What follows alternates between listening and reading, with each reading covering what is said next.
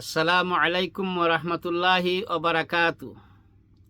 10ই মুহররম আশুরাকে ঘিরে বা আশুরাকে কেন্দ্র করে যত সব কুসংস্কার এবং বেদাত তৈরি হয়েছে আমাদের সমাজে, অনেকগুলা কথা বা ঘটনা সমাজে প্রচলিত রয়েছে যেইগুলার হাদিসের সঠিক কোনো ভিত্তি নাই। এগুলা হচ্ছে জাল, দুর্বল এবং বানোয়াট।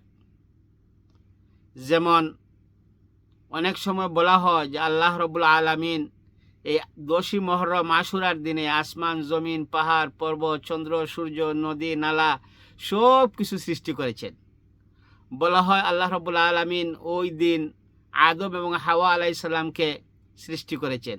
ওই দিন তাদেরকে জান্নাতে রেখেছেন। ওই দিন আবার তাদেরকে জান্নাত থেকে বের করে দিয়েছেন। ওই দিন আবার তাদেরকে আরাফাতের মাঠে একত্রিত করেছেন। হজরতে ঈসা আলাইহিস সালাম ওই দিন জন্মগ্রহণ করেছেন। হজরতে ঈসা আলাইহিস সালামকে আল্লাহ আবার ওই দিন আসমানে উঠায় নিয়ে গিয়েছেন। হজরত নূহ আলাইহিস সালাতু ওয়াস সালামের কিস্তি গিয়ে জুদি পাহাড়ের সাথে ওই দিন লেগেছিল। হজরতে সুলাইমান আলাইহিস সালাতু ওয়াস সালাম ওনার তখ্ত বা রাজত্ব ওই দিন ফিরে পেয়েছিলেন। হজরতে আইয়ুব আলাইহিস সালাতু ওয়াস সালাম কঠিন রোগ থেকে ওই দিন মুক্তি পেয়েছিলেন। হজরতে ইউনূস আলাইহিস সালাতু ওয়াস সালাম ওই দিন মাছের পেট থেকে আল্লাহ রাব্বুল আলামিন বের করে দিয়েছিলেন। এইভাবে অনেক অনেক অসংখ্য অগণিত ঘটনা, কিচ্ছা, কাহিনী আমরা ছোটবেলা থেকে শুনে এসেছি। অনেক আলিম উলামারাও বলেন, কিন্তু আদৌ কি ওইগুলার সঠিক কোনো ব্যাখ্যা, সঠিক কোনো ভিত্তি কোরআন এবং হাদিসের মধ্যে রয়েছে? আসলে তা নাই। কিছু কিছু জাল হাদিসের মধ্যে কিছু কিছু ঘটনা বর্ণিত হয়েছে। সকল মুফাসসিরিনে কেরাম এটা বিরোধিতা করেছেন, বলেছেন যে এগুলা সবগুলা সঠিক নয়।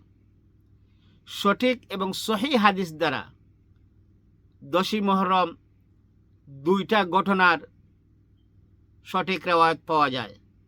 তার মধ্যে এক নম্বর হচ্ছে যে হজরতে মূসা আলাইহিস সালাতু ওয়াস সালাম ওই দিন উনার জাতি বনি ইসরাইল সহ মূসা আলাইহিস সালামকে আল্লাহ রাব্বুল আলামিন ফেরাউনের নিপীড়ন, নির্যাতন, জুলুম থেকে আল্লাহ রাব্বুল আলামিন মুক্তি দিয়েছিলেন। এটা সঠিক।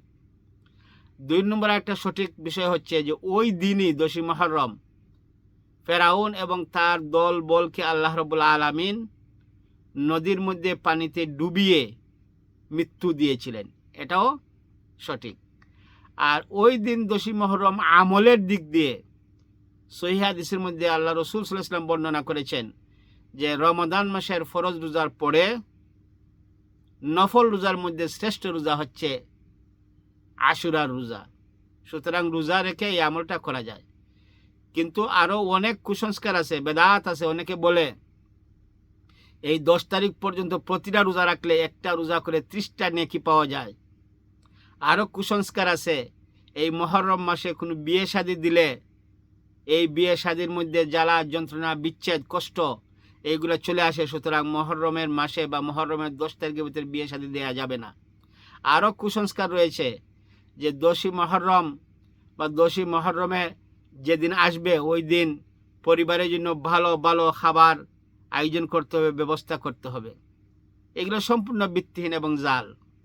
তারপরে আরও বলা হয় যে ওই দিন মাতম করতে হবে, জারি গান গাইতে হবে, বুকের কষ্ট, মনের কষ্ট ওই দিন প্রচার করতে হবে, প্রকাশ করতে হবে। তারপরে আরও বলা হয় ওই দিন মহিলারা কেউ কোনো এনজয় করতে পারবে না, স্বর্ণ গহনা ওইগুলো পড়তে পারবে না, কারণ এটা দুঃখের মাস, সুখের মাস, কষ্টের মাস। এগুলো সম্পূর্ণ মিথ্যা, জাল, বানোয়াট। ওই দিন মেয়ে বিয়ে দিলে মেয়ে শান্তি হবে না, ছেলে বিয়ে দিলে ছেলে শান্তি হবে না। এই মাস শুধু দুঃখ আর কষ্ট, সুখ নিয়েই বেঁচে থাকতে হবে। তারপরে মাতম করতে হবে, তীর নিক্ষেপ করে শরীর থেকে রক্ত বের করে রক্তাক্ত হতে হবে। এই সবগুলা মিথ্যা, জাল এবং বানোয়াট।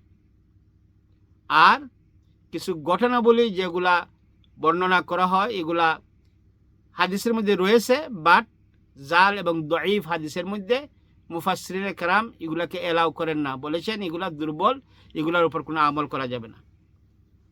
আর ঘটনার মধ্যে শুধুমাত্র মূসা আলাইহিস সালাম এবং ওনার জাতিকে মুক্তি, ফেরাউন এবং তার জাতিকে ধ্বংস, আর আমলের দিক থেকে শুধুমাত্র 9 অথবা 10 তারিখ মুহররমের রোজা রাখাটাই হচ্ছে উত্তম আমল, আর বাকি সবগুলো হচ্ছে বেদাত এবং কুসংস্কার।